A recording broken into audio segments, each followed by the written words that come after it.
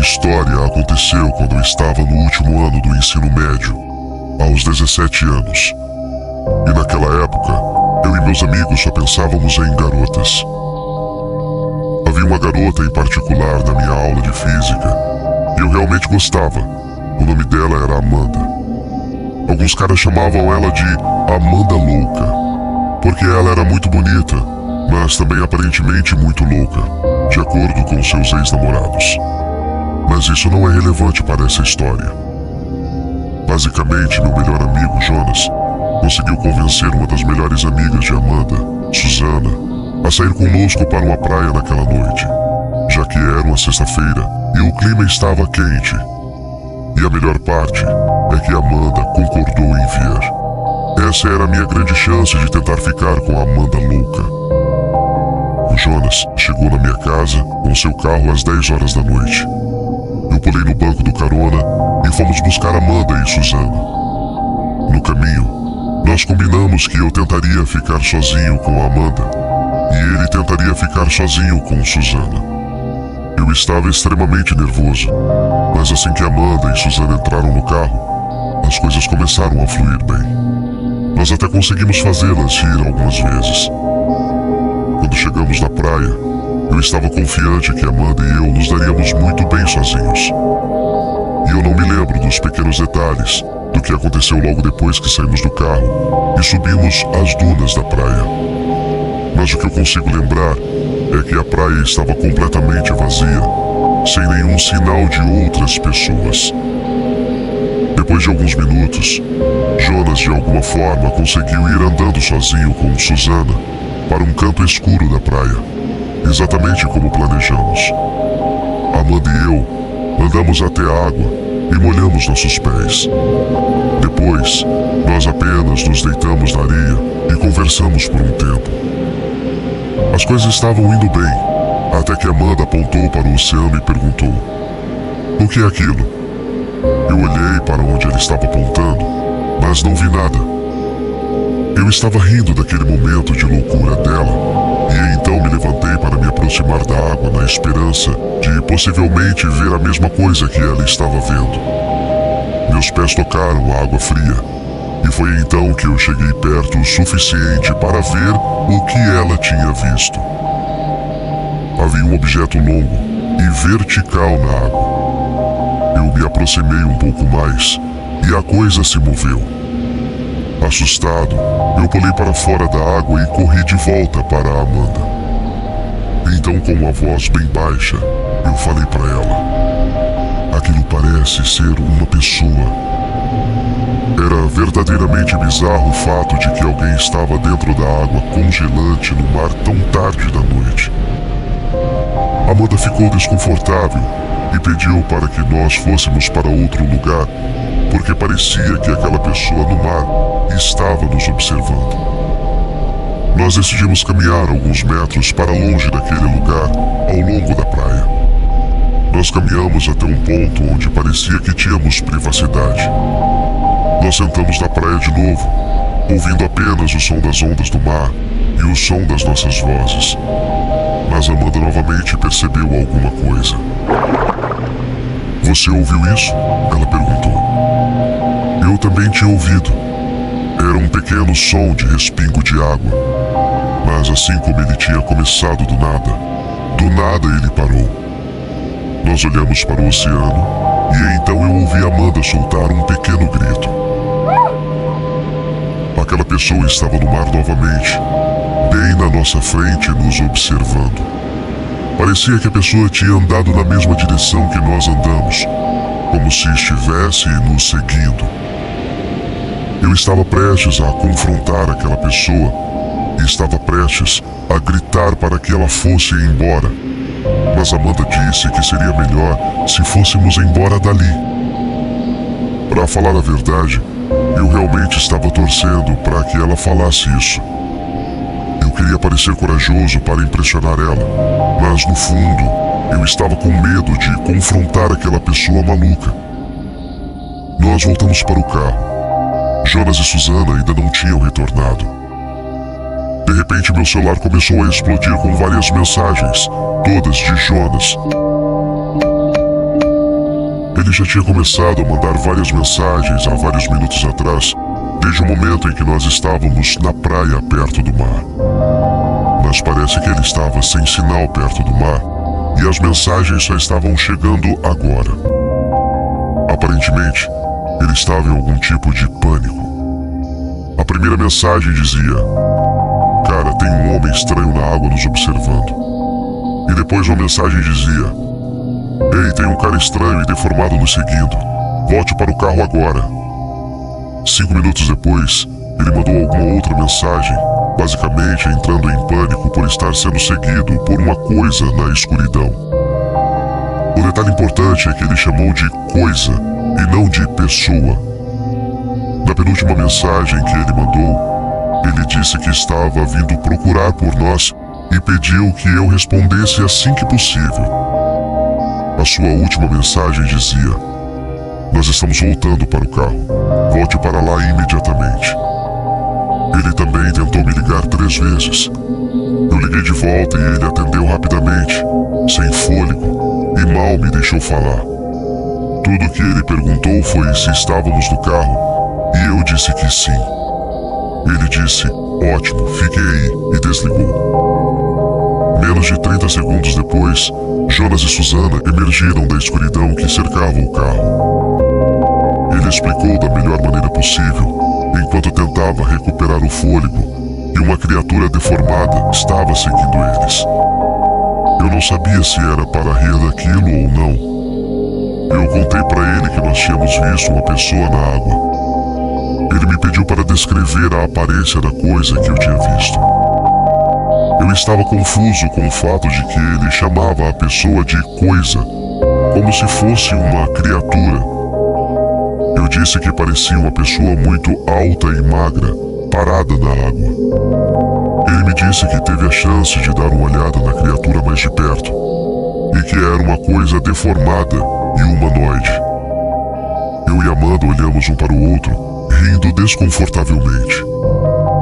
O que ele estava dizendo era muito estranho para ser verdade, mas eu acho que lá no fundo, nós dois estávamos meio que levando ele a sério. Susana confirmou o que Jonas estava dizendo, e de repente, um grito nos fez saltar para dentro do carro.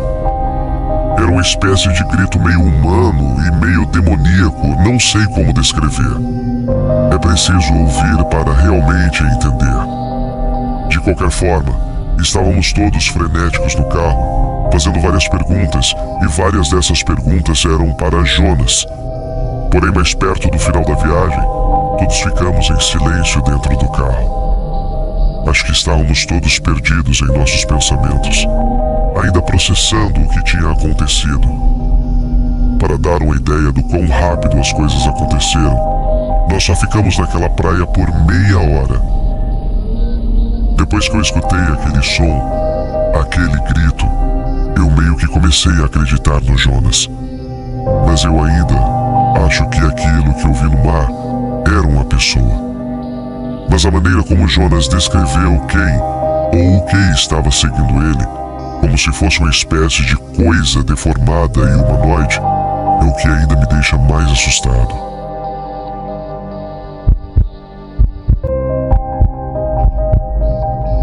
A antiga cidade onde minha família morava ficava perto de várias praias diferentes. Minhas irmãs e eu costumávamos frequentar a praia durante o pôr do sol, pois havia menos pessoas e as vistas eram sempre lindas.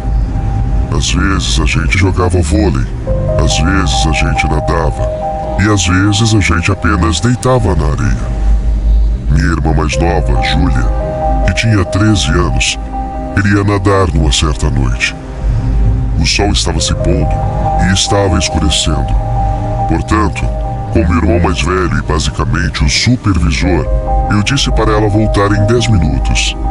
Ela correu para a água e depois de observá-la por cerca de 1 minuto, eu olhei para o celular. Minha outra irmã, que tinha 16 anos, me mandou uma mensagem dizendo que ela queria jogar vôlei e eu estava a fim de jogar. Havia uma rede de vôlei e uma bola meio vazia ao lado, mas aquilo era o suficiente. Então jogamos com aquela bola mesmo. Depois de alguns poucos minutos jogando, eu olhei para o mar e não conseguia ver Júlia.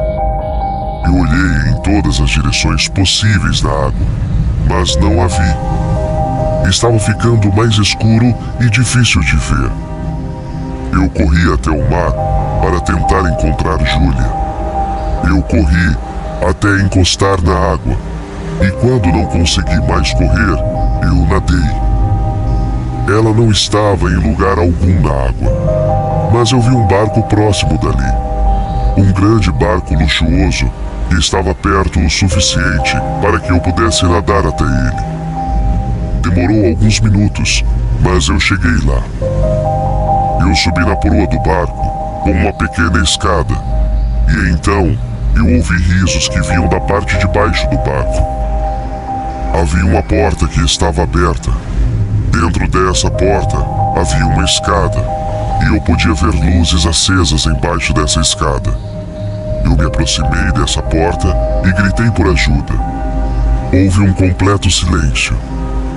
Eu gritei que estava procurando minha irmã, e então eu ouvi a voz de um homem dizendo o nome de Júlia. A voz vinha lá de baixo. Eu desci as escadas correndo até o final, até que eu pudesse ver Júlia sentada em uma cama com um refrigerante na mão. Do outro lado daquela cabine, havia dois homens adultos sentados, um de frente para o outro, me olhando. Eu rapidamente peguei Júlia nos braços. Então um dos homens disse com um sorriso que eu tinha uma irmã muito bonita. O outro homem parecia ter percebido minha suspeita imediatamente. Então ele afirmou que os dois estavam apenas oferecendo uma carona e alguns lanches para minha irmã, porque eles tinham visto ela sozinha na água. Eu nem sequer disse uma palavra para eles. Um deles perguntou se precisávamos de uma carona de volta para a praia, e eu não respondi. Com uma voz bem séria, eu mandei Júlia nadar de volta para a praia comigo. Nós chegamos na areia em poucos minutos, e o barco já tinha desaparecido no pôr do sol. Eu levei minhas duas irmãs para casa e pedi ao meu pai que ele decidisse o que fazer. Em primeiro lugar, ele ficou bravo comigo, porque eu não consegui obter detalhes do barco, e ele estava certo. A partir daquele dia, meu pai puniu Júlia e proibiu ela de frequentar a praia durante a noite.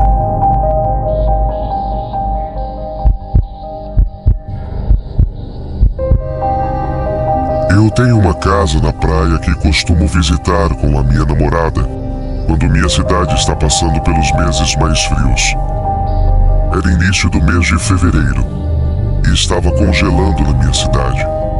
Então minha namorada e eu fizemos uma viagem de carro para visitar a nossa casa na praia. Quando chegamos na casa, depois de um dia inteiro de estrada, o dia já estava começando a escurecer. Já fazia mais de um mês desde a última vez que eu tinha visitado minha casa de praia. A eletricidade e a água já estavam funcionando na casa, porque era inverno, e durante o inverno eu sempre deixo tudo ligado na casa, devido às nossas visitas frequentes. Tudo já estava funcionando naquela casa, então assim que nós chegamos, nós só tivemos que desfazer as malas, pegar algumas cadeiras de praia e andar 20 segundos até a praia para tirar uma soneca. Nós nem sequer verificamos os outros quartos, porque estávamos muito cansados. Nós ficamos na praia até ficar bem escuro, e de repente, minha namorada cutucou o meu ombro. Eu olhei para ela, e ela me perguntou se eu tinha deixado a luz acesa. Eu olhei para a casa, e então vi uma luz acesa no andar de cima. E isso não era tudo. Em uma das janelas daquele quarto, parecia haver sombra atrás das cortinas. Eu olhei para minha namorada e ela olhou para mim. E eu acho que nós percebemos ao mesmo tempo que tinha alguma pessoa naquele quarto atrás da cortina. Eu disse para ela ficar ali e corri até a casa o mais rápido possível. Quando eu cheguei na porta dos fundos, foi quando eu comecei a ser mais silencioso. Eu abri e fechei a porta silenciosamente.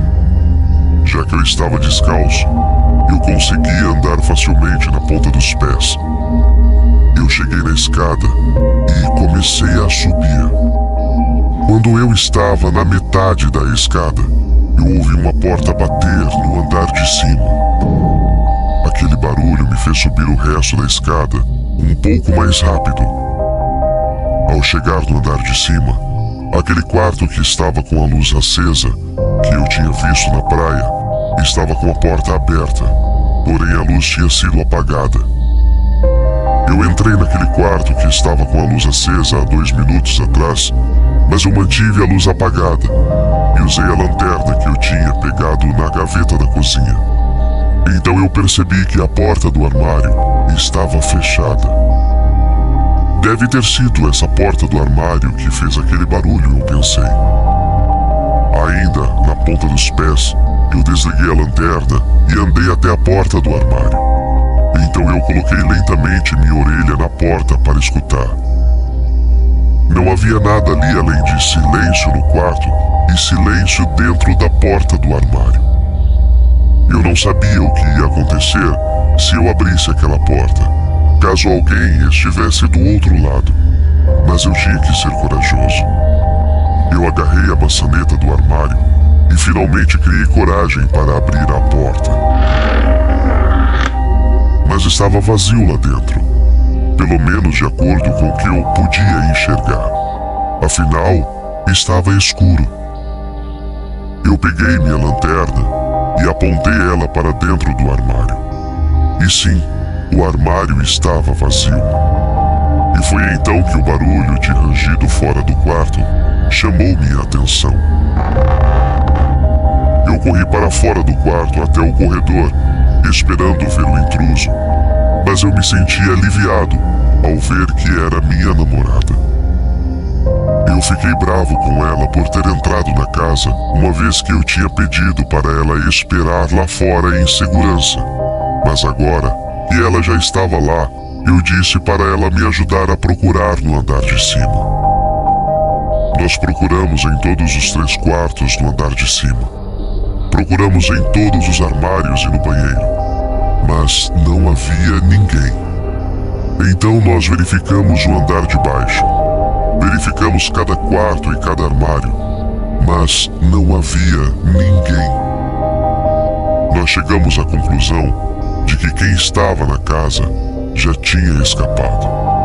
Então nós trancamos todas as portas da casa e procuramos por sinais de arrombamento ou itens roubados, mas não havia nada disso.